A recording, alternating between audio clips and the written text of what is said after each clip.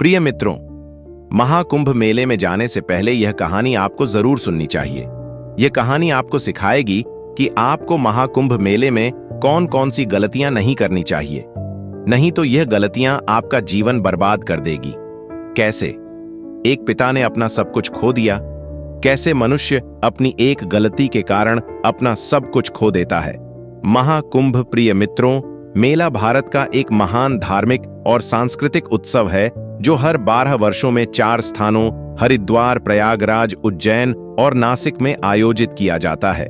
इसे दुनिया का सबसे बड़ा संगम माना जाता है, जहां करोड़ों श्रद्धालु गंगा घाट पर स्नान करने के लिए जुटते हैं। यह महाकुंभ भारतीय संस्कृति, अध्यात्म और आस्था का प्रतीक है, जहां साधु संत, अघोरी, नागा बाबा और लाखों श्रद्धालु अपनी धार्मिक मान्यताओं को साकार करते हैं। मित्रों, प्रयागराज के पवित्र गंगा तट पर महाकुंभ 2025 का आयोजन अपने पूरे उत्साह और भव्यता के साथ शुरू हो चुका था। लाखों श्रद्धालु गंगा में डुबकी लगाकर अपने पापों का प्रायश्चित कर रहे थे। यह कुंभ हर बार की तरह केवल धार्मिक आयोजन नहीं था, बल्कि यह आस्था, आध्यात्मिकता और भारतीय संस्कृति का अद्भुत संगम भी था। लेकिन इस बार के महाकुंभ में एक घटना ने सबका ध्यान आकर्षित किया। यह घटना थी प्रयागराज के संगम घाट पर एक साधारण से माता पिता अपनी नन्ही बच्ची अवनी के साथ महाकुंभ मेले में पहुंचे। अवनी महज 5 साल की थी। उसकी बड़ी बड़ी आंखें और मासूम मुस्कान हर किसी का दिल छू रही थीं। यह पहला मौका था जब वे अपनी बेटी को महाकुंभ के विशाल मेले में लेकर आए थे। अवनी के पिता सुरेश और मां राधा बहुत खुश थे। राधा ने अवनी को हल्के गुलाबी रंग की फ्रॉक और गले में छोटी सी रुद्राक्ष की माला पहनाई थी। बच्ची अपनी मां का हाथ पकड़कर खुश होकर इधर उधर देख रही थी। सुरेश और राधा ने सोचा कि महाकुंभ में गंगा स्नान करने से उनके परिवार के सारे पाप धुल जाएंगे और जीवन में सुख शांति बनी रहेगी। मेले में हर जगह भक्ति और उत्साह का माहौल था। साधु संतों की टोलियां भगवे वस्त्र पहने, आर्षि मुनि अघोरी बाबा सिर पर चिलम लिए, नागा साधु और मंत्रों का जाप कर रहे भक्त चारों ओर दिख रहे थे।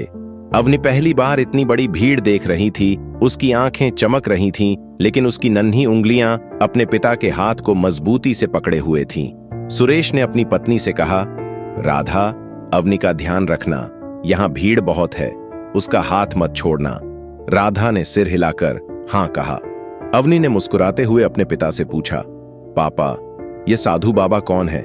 ये इतने अजीब कपड़े क्यों पहनते हैं? सुरेश मुस्कुराया और प्यार से उसकी नाक छूते हुए बोला, बेटा, ये भगवान के भक्त हैं। यह अपना सारा जीवन भगवान की सेवा में बिताते हैं।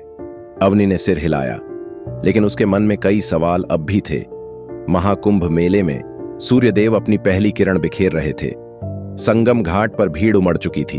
लोग गंगा में डुबकी लगाने के लिए उत्साहित थे। चारों ओर हर हर गंगे के जयकारों की गूंज थी।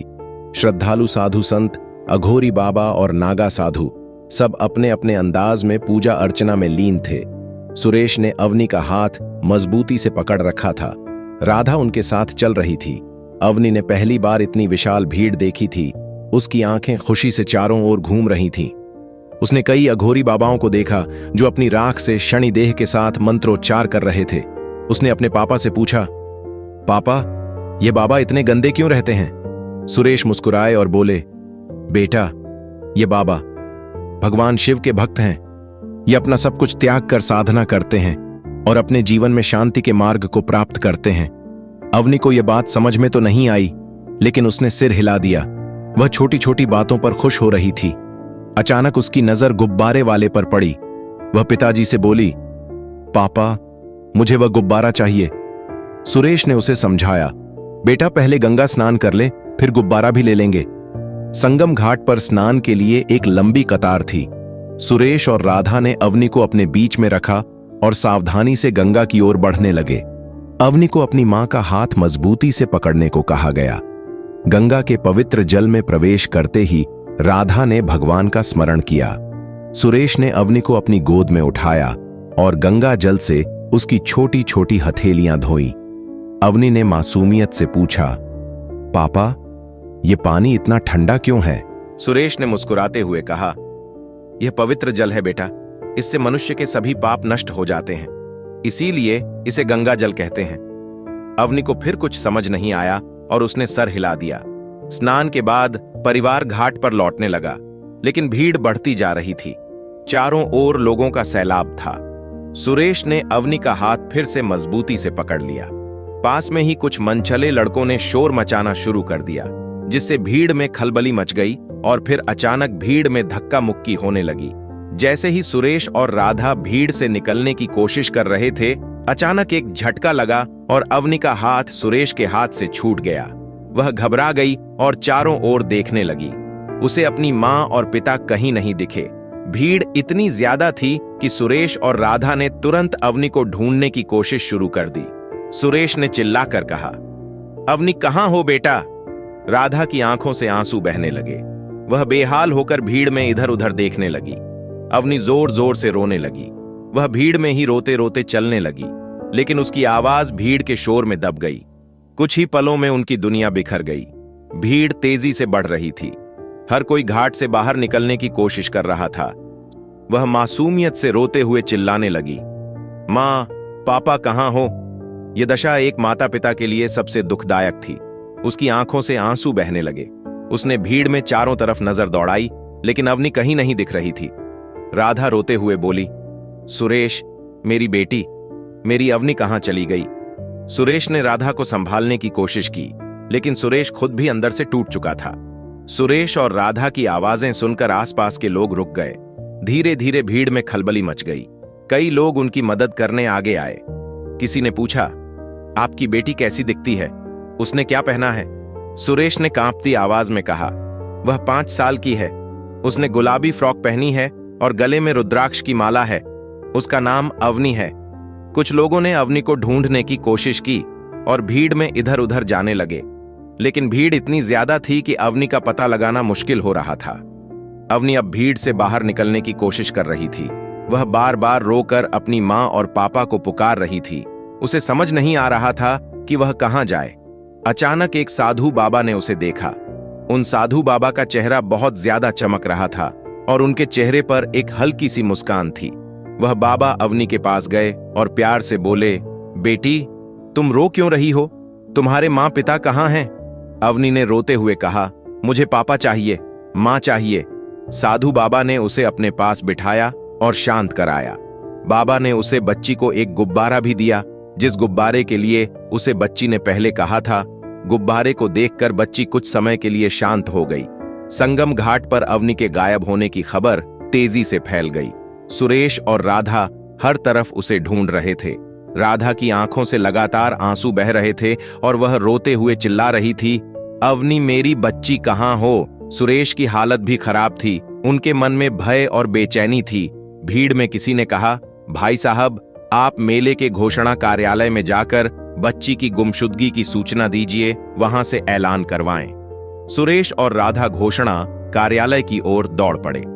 घोषणा कार्यालय में पहले से ही कई लोग अपनों के खोने की शिकायत कर रहे थे। सुरेश ने वहां पहुंचकर कांपते हुए अपनी बात कही, मेरी 5 साल की बेटी अवनी गुम हो गई है। उसने गुलाबी फ्रॉक पहनी है और गले में रुद्राक्ष की माला है। कृपया उसकी घोषणा करवाएं। कार्यालय के कर्मचारी ने सुरेश की बात ध्यान से सुनी और माइक पर घोषणा की, सावधान सावधान, 5 साल की बच्ची जिसका नाम अवनी है, गुलाबी फ्रॉक पहने हुए हैं और गले में रुद्राक्ष की माला है, गुम हो गई है। जिसने भी इस बच्ची को देखा हो, कृपया उसे घोषणा कार्यालय पर लाएं। घोषणा सुनते ही राधा की उम्मीदें जागी, लेकिन अगले ही पल जब किसी ने अवनी को लेकर आने की खबर नहीं दी तो वह और जोर से रोने लगी। राधा ने भगवान की मूर्ति की ओर देखा और बिलखते हुए कहा, हे गंगा मां, हे प्रभु, मेरी बच्ची को बचा लो।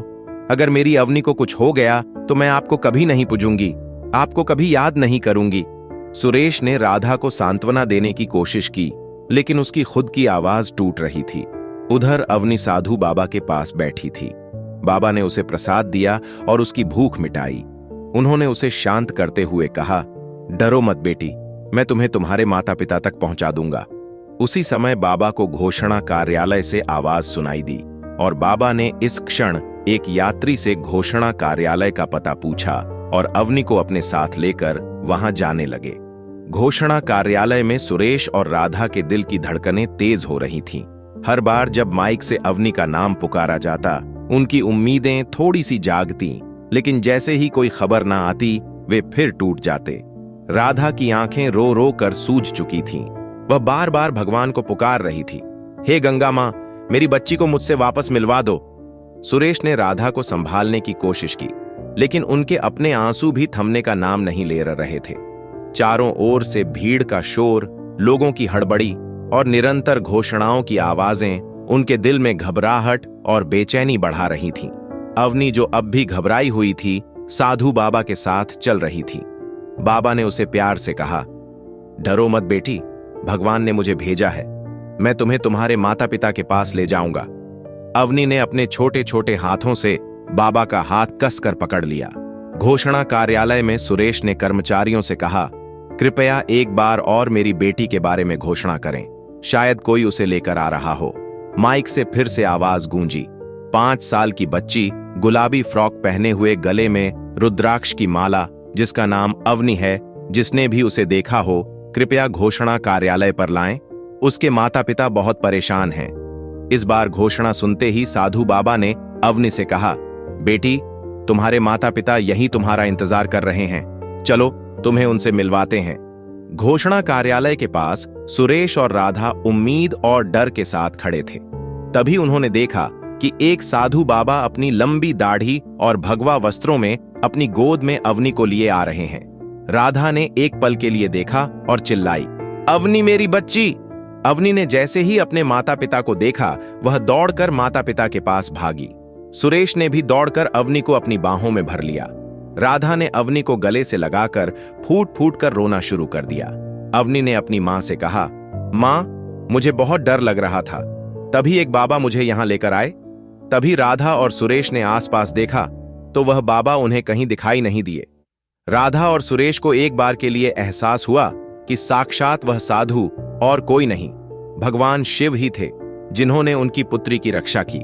अवनी को गोद में लेकर राधा और सुरेश ने राहत की सांस ली। राधा ने अपनी बच्ची को कसकर गले लगाया, मानो उसे कभी खुद से दूर नहीं होने देना चाहती हो। उनके दिल का भारी बोझ अब उतर चुका था, लेकिन राधा की आंखों से आंसू थमने का नाम नहीं ले रहे थे। तभी पास का एक वृद्ध कर्मचारी सुरेश और राधा के पास आया और बोला, मेले में भीड़ हमेशा बहुत होती है, यह जरूरी है कि ऐसे स्थानों पर आप हर पल सतर्क रहे। बच्चों का हाथ कभी ना छोड़े और उन्हें हमेशा अपनी नजरों के सामने रखें। यहां तक कि भक्ति और आस्था के बीच भी हमें अपनी जिम्मेदारियों का ध्यान रखना चाहिए। सुरेश और राधा ने यह सीख दिल से समझ ली। उन्होंने तय किया कि आगे से किसी भी भीड़ वाली जगह पर जाने से पहले पूरी तैयारी करेंगे और अवनी को कभी अपनी नजरों से दूर नहीं होने देंगे। राधा ने संगम घाट की ओर देखते हुए भगवान को धन्यवाद दिया। उसने मन ही मन प्रतिज्ञा की कि वह अब कभी भगवान पर से अपनी आस्था नहीं खोएगी। उन्होंने साधु बाबा को भी याद किया, जिन्होंने अवनी को उनके पास पहुंचाया था।